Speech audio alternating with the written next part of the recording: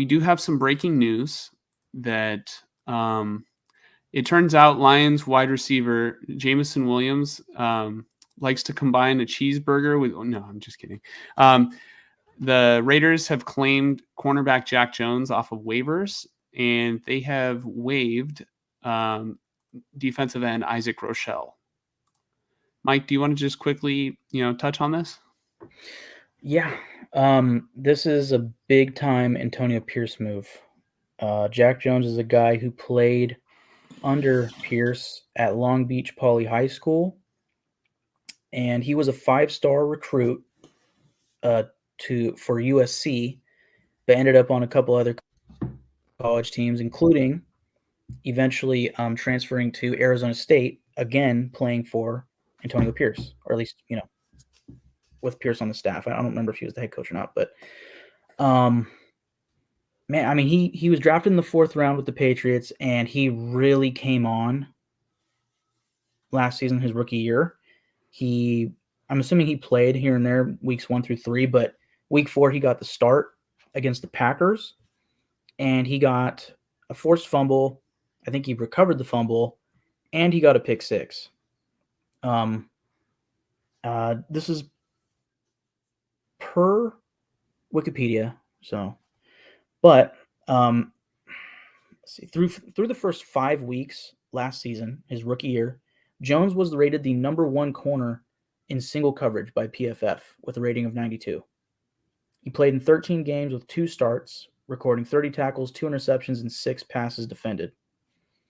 But he's had some off-field issues in the past, as well as a few injuries that have put him on IR a couple times, including early this season. And, clearly circumstances didn't seem to get better between he and the Patriots. I think honestly, I don't really want to speculate, but I think he was having issues with what the Patriots were doing, maybe personnel-wise. Obviously, they had Christian Gonzalez, the first-round pick, but then they also traded back for J.C. Jackson.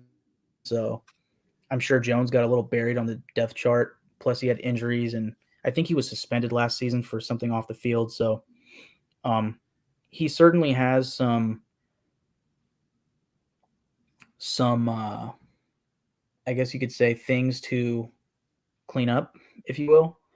But I think this is the perfect landing spot for him. I know some people would joke like, oh, the Raiders, that's the worst spot for him. But playing for a coach that he's played for multiple times before from his hometown, it sounds like the perfect match made in heaven. And on a team that honestly has always needed cornerback depth. And really, I think in 2 to 3 weeks from now, when he's got the defense down a little bit, he could make a case for being the number 1 corner on this team, genuinely, because he's got the talent to be that guy.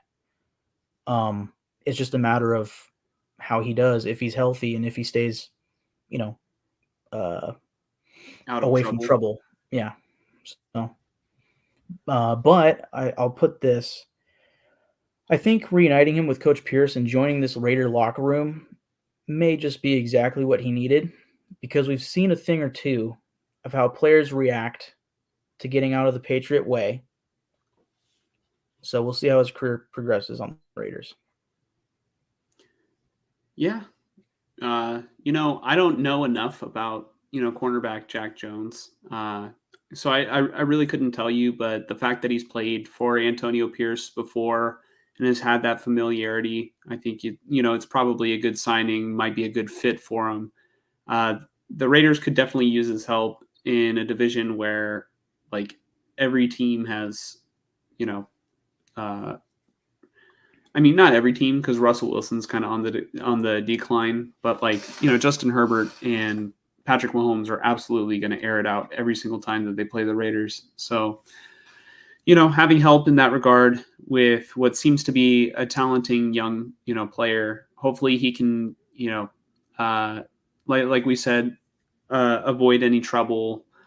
And, you mentioned a joke about how people say, this is a terrible fit with the Raiders. Yeah, the Raiders being the worst spot. I don't know, Mike. This is maybe an extremely distasteful joke, but I think that they're a match made in heaven, right? I don't know. The Raiders just always get guys that like, Well, maybe there was like a prior history, or like, a little bit of off the field stuff, and like for the most part they keep it, behind closed doors and everything. But then it surfaces, and then it's like it's just this trend with the Raiders, and really I don't think Jack Jones should have any problem, and I don't want him to have any issues. I don't want to be like, oh, see, Mike, I was right. Like I don't feel good doing that. right. Like I might make jokes here and there, but like really, it's like, these are human beings, and you know, uh, I hope that he works out and has a successful career. And Yeah. That's been a staple for the Raiders for the longest time. I mean, that was Al Davis's thing, was finding guys that were castaways and then turning them into like for lack of like Super Bowl winners. And that's not what I'm really expecting here, but there are many many names dating back to the 60s, 70s, 80s, 90s. That they found. I mean, yeah, I could go on and on about that, but I mean, a good example recently would be Darren Waller, right? mhm, And obviously that's not Al Davis, but that's continuing that Raider. That very much is a Raider thing, 100%. And then last thing I'll say here is, if he can work out and he could be a top end corner for this team, oh man, I mean that would be so huge for this defense. And not just this season, but moving forward, you pair him. Let's just say, and this is all theoretical here, but I want to say Amik Robertson might be a free agent this offseason, but if they keep Pierce, I would have to imagine Amik wants to stay. So let's just say your quarterback depth could be Jack Jones, Jacorian Bennett, Amik Robertson, and Nate Hobbs. And then you can add in one other corner, whether it's through free agency or the draft. And I might even be forgetting a name or two. I'm not going to include Marcus Peters. I've seen way too many plays where he just doesn't even want to tackle the guy. But that's a whole other story. I'd love to see this cornerback depth become something special. And they certainly have some youth, and potential in there. So mhm. So is he going to make an impact this week as the Raiders play the Dolphins, Mike? Raiders versus Dolphins. I mean, I don't see Jack Jones making an impact this week. He could be inactive for all I know, but I'll give you a few keys to this game. The defense has got to limit the yards after catch for this offense.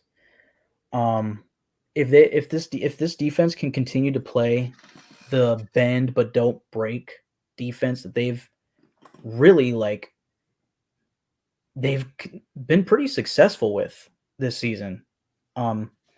Early on, I mean, the Bills game was horrible, but for most of this season, it's felt like, oh, the offense that they're facing is just going and going and going and chunk down the field, but never giving up the huge play. Maybe a few, right? But not many. Not like I'm used to with like the Oakland Raiders, right?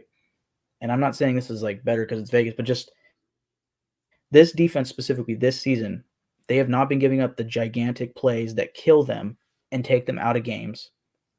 Maybe other than the Bills game.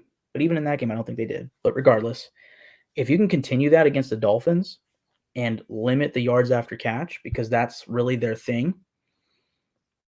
that would be huge. You cannot allow Tyreek Hill to get behind the safeties, right?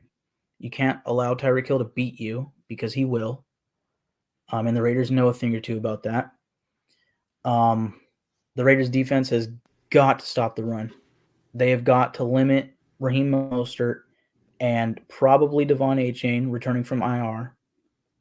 They were successful versus Breece Hall and the Jets, but they weren't quite so successful against Saquon Barkley on that struggling Giants offense. So it could go either way.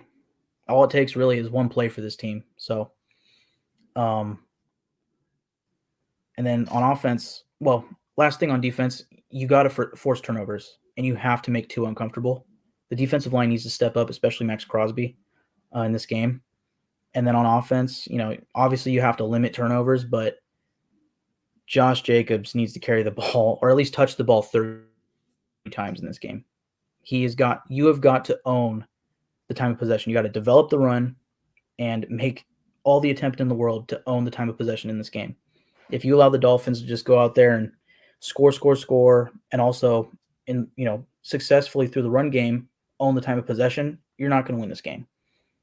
And admittedly, with how high octane this Dolphins team is, it feels like a far cry, like quite the stretch to assume the Raiders can win this game. But I think they can, but it's going to take everything that I just listed, to get it done. What do you think? I'm going to pick the Dolphins. I just think that their offense is too potent to not beat the Raiders. And, I know that the Dolphins haven't beat a winning team in like over 400 days. But the Raiders, last time I checked, are not currently a team with a winning record. They're at 500, right? They're 500. Yeah. So the Raiders are 500. And that's not the only determining factor to it. But, the Raiders can win this game if, like you said, they're able to stop Raheem Mostert, stop Devon Achane. But really it's just there's just so many weapons, and I don't know. I just think that it's going to be a Dolphins home game. The Raiders are they're really high right now after beating, the Giants and the Jets, and now they have to go to an opponent that I think, they have to travel to an opponent who I think is much better than the previous two teams that they played. And the Jets couldn't even score a touchdown, and the Raiders barely won. Like, the Jets almost won with a Hail Mary at the end if Tyler Conklin wasn't the 12th man on the Raiders. But I think that it's going to be really tough to stop Tyreek Hill because you still have yet to find a secondary who can do it. And was it Jacorian Bennett? No. Amik Robertson. Amik Robertson might not play in this game. I'm going to go with the Dolphins. What do you think, Mike? Who are you picking? Yeah, I want so badly to pick the Raiders, but I can't. Mostly because the Dolphins are coming off of a bye week. The Raiders are flying cross country. I don't know what day over to Miami, right? So I just think that paired with the fact, Antonio Pierce is 2-0, but they've both been home games, and we'll see how they do, in an away game. But again, flying cross country, playing a team coming off a bye week, they're probably going to be fully healthy. And actually, a big question for me, and I didn't mention it in our Jets recap, and I meant to, but Colton Miller was out against the Jets, and I wonder if he's going to play against the Dolphins. It felt like they determined that he was doubtful for the Jets game, but he didn't practice all week last week. I'd have to imagine if he practices this week, he'll play. But he could be out again. And if he's out, either way, I predict the Dolphins to win. But man, I would love to see the Raiders win this game, and in part because, like we've said, the Dolphins have not beat a team with a winning record. Maybe they're slight fakers, slightly. Their defense hasn't been too impressive yet. If Aiden O'Connell can work some magic and go out there and keep up with that offense, and provided the defense gives them opportunities to stay in the game like they have all season, you never know. But again, it's going to take a lot of Josh Jacobs, and you're going to need the defense to force turnovers and really make Tua uncomfortable. But again, I'm picking the Dolphins, but man, I want to pick the Raiders in this one. Yeah, the thing is if the Raiders do win this game, I think it's time to start taking the Raiders a little bit more seriously than we have, because this is another measuring stick to sort of see like where they're at. I think, like I said, the Dolphins are a bit better than the Jets and the Giants, but if the Raiders can just like continue to find ways to win, I mean, it will definitely give me 2016 vibes. Yeah, well, really, it would give me 2021 vibes of interim coach, magic playoff run, but 2021 they had some interesting circumstances in their final 4 games, so I don't quite know about that one. But I think like what I said about the Bucks playing up to teams and playing down to teams, I feel like the Raiders are actually pretty similar. I mean, they killed the Giants, but this team, it feels like they tend to just keep it within distance with teams, especially because their defense keeps their offense in it. Um, if they can somehow keep it close with this Dolphins team, you never know. Um, and then I put a tweet out. This will kind of be my last thing, but I actually, you know what? Can you pull up my most recent tweet on Twitter? This will be the last thing, and then we'll get out of here. Yeah, because I unfortunately got to go, so I'm sorry to everybody who's watching.